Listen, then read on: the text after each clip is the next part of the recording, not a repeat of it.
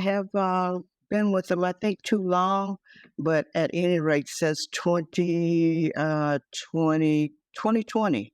So it's about 3 years now. About 4, maybe 5 months ago, I started, when I go in, I would smell the smell of the meth. I reported it to the investors because I couldn't find any. I had made the call, but nothing was happening with the call. So I found the investors' email address, and Mr. Schutz, Schutze, and I emailed him about it. So he reached out to the district manager and had the district manager to reach out to me. And I mean, they said they were going to do something about it. They didn't smell it, but at the same time, they did it. So I go in again a couple of weeks later, same thing. I'm steady calling, I'm steady emailing him back. So he gives me his supposed to be contact information. And when I finally did call him at that number, it was the same 800 number for the customer service. So I wasn't able to reach him back. But anyway, I left the information with customer service again. And now, after these 4 months later, my things are beginning to get mold and mildew. I tried posting the pictures, but it wouldn't let me. You could see the white in there. And then I have another one here, same one here, but it might be better that you could see it where it's starting to mold and mildew. So I haven't said anything to them about the mold and mildew because I know they aren't going to want to do anything about it.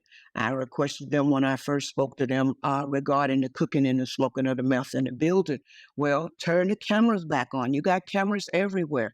Find out where it's coming from and get to the bottom of it and stop it. But no, now my things are mildewed. And this as well. Ever since the car been parked there, is when it first started. But I've also been in the building with management, with the new management that they have in there now. And he claims he doesn't smell anything, but I know it's there, and it's very evident now that it's there. Because that is the number one quickest way to set up mold and mildew.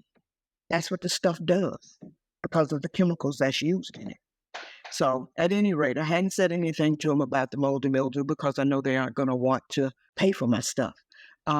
They say in the contract that I have a 10 by 5 by 8, and which is actually supposed to be a big enough storage to store 2 rooms of stuff. I only have a sofa and a love seat and end tables in there and boxes. And it's not big enough for that. But they say that you're supposed to stack it in the middle of the floor. It can't be on the walls. And you got a thing that's going straight up with very little width to it. How is that possible? And I just wanted to make sure that everybody that had their stuff there, keep an eye on it, be aware of it, because it is present. They need to turn those cameras back on. And that's what CubeSmart can do to make things better for the present time. But actually what really needs to happen, laws need to be put in place so that these people who are bringing up these storage places all over, like they're coming up like 5 and 6 in 1 month. And it's steady reoccurring. But there needs to be laws in place that will make them be responsible for people's stuff in there. But there's no laws. They aren't responsible for anything. Just put them up and collect the money. You had the cameras full force when you first, because I was one of the first ones to move in there. So you had the cameras going full force at that time, and now all of a sudden you cut them off because you don't want to pay the bill. Well, this is your business. You want to reap the benefits of it. It comes with it.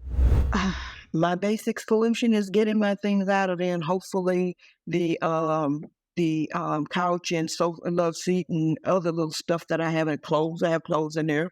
Hopefully they aren't ruined, that I can salvage some of the stuff from there. That's my solution. but they aren't going to want to pay for anything. I already know it. If they don't want to turn the cameras back on to put an end to this, which could have been done from day one, because that immediately when I went in there and smelt it, I put the call in and I kept researching until I got the one of the trustees' emails, and I emailed. So I did everything that I can do as a patriot to that storage unit, that they should have followed through and stopped it, but they didn't. Well, if you have to utilize one of them, try to get your things out as quick as possible. If you just have to utilize, not even CubeSmart, any of them, try to get your belongings out quick as possible, because the longer that, and this is something that's becoming very prevalent now.